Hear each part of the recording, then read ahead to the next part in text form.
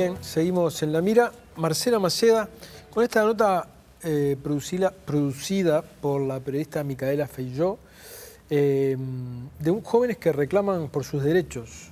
Sí, lo que vamos a ver después en el tape es el trabajo que hace la Red Uruguaya de Jóvenes y Adolescentes Positivos, que engloba y atiende, se vincula con adolescentes de entre 13 años hasta adultos de 30 inclusive, que tienen VIH o SIDA, y lo que hacen es justamente tratar de ver esos derechos que son vulnerados por la enfermedad que padecen, ya sea, decían incluso en su web, donde explican su razón de ser, por un lado ponían el ejemplo del no acceso a medicamentos, por ejemplo. Eso es una vulnerabilidad para las personas que tienen esta enfermedad, o la discriminación en cualquier ámbito, de cualquier tipo.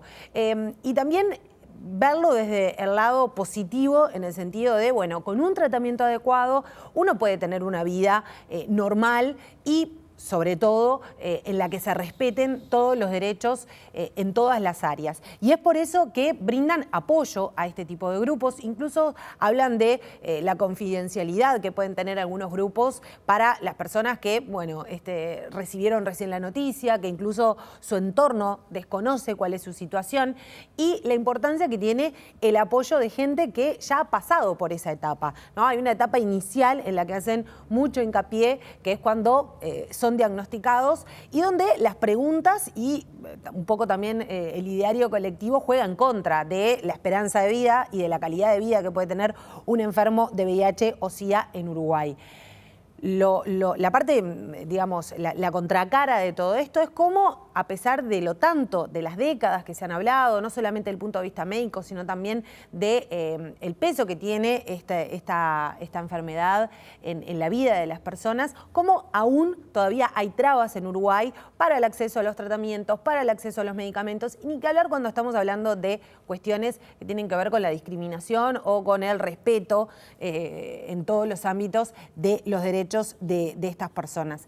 Un trabajo, la verdad, que apunta justamente a apoyarse un poco en el otro que ya pasó por esta experiencia, y un trabajo también que sale de un grupo muy joven, teniendo como público objetivo a sus pares. Vamos a ver la nota.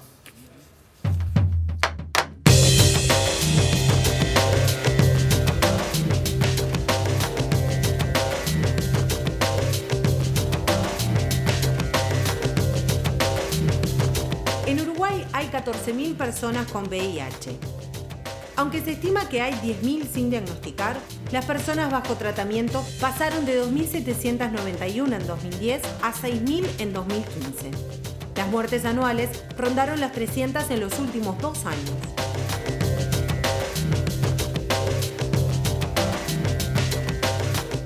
En el país persisten altos niveles de discriminación hacia los enfermos. 1 de cada 5 uruguayos declara que no compraría frutas o verduras a personas con VIH, y 1 de cada 2 que los niños con VIH no deben ir a la misma escuela que el resto de los niños, aunque no hay evidencia mundial de que un niño haya contagiado a otro. Pero también existen situaciones no del todo bien resueltas en el tratamiento de los enfermos. Al menos así lo denuncia la Red de Jóvenes y Adolescentes Positivos, creada en enero de este año, que busca dar contención a los enfermos y trabajar contra la estigmatización y por los derechos humanos de personas con VIH. Hay una realidad de que la información, por más que se supone que es accesible, no está del todo muy clara, o se manejan términos que no son adecuados, etc. Entonces, visibilizar justamente, no solamente desde nuestro lugar como jóvenes con VIH, sino también para brindar información a la población en general. Esa falta de contención del momento y tener como más información, sacar los miedos, me hizo como alejarme y no decidir tratarme en el lapso del primer año. Por eso mismo, porque no tuve alguien que me informara exactamente de que esto no es nada de muerte y que se puede ir perfecto y con una calidad de vida muy buena.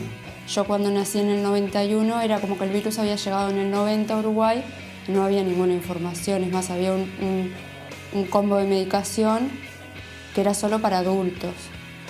Yo estuve hasta los 5 años sin medicarme, dado que no había medicación para niños, y después cuando cumplí 5 sí ya empezó a haber un esquema de niños, pero no, o sea, no de bebés.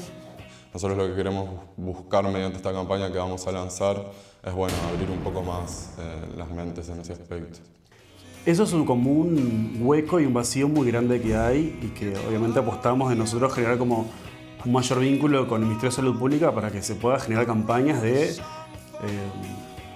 bueno, que todo el personal de salud, por lo menos que tiene el acceso al momento exacto del diagnóstico, nada, que les preparen para un momento así de lo psicológico, hasta capaz que está de lo ético, como profesional de la salud, de sí, tenés que cumplir tu rol de decir la información, pero hay una persona ahí atrás que tiene que vivir con eso cada día.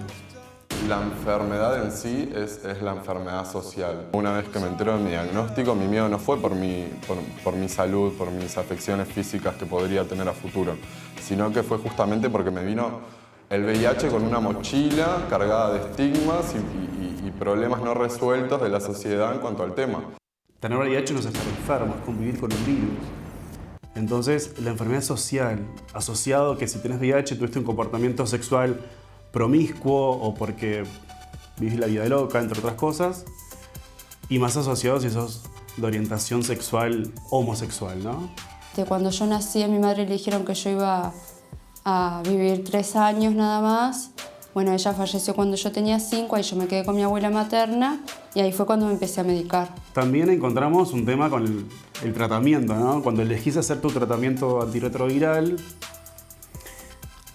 pasa que primero tomás como un esquema básico que se lo da a todo el mundo, ¿no? Sin hacer una prueba de resistencia para ver si vos en realidad a esa droga que estás tomando no sos resistente. En mi caso pasó eso. Cuando adquirí el virus, adquirí un virus resistente a lo que son como el combo básico de las drogas. Entonces el primer tiempo había bajado la carga viral, pero después no podía estar indetectable hasta que después de más o menos 4 meses que demoró todo el proceso en que análisis de distintos tipos, nunca me decían para qué era el análisis, hasta que después me dijeron, bueno, hay resistencia, tenemos que evaluar a cuáles.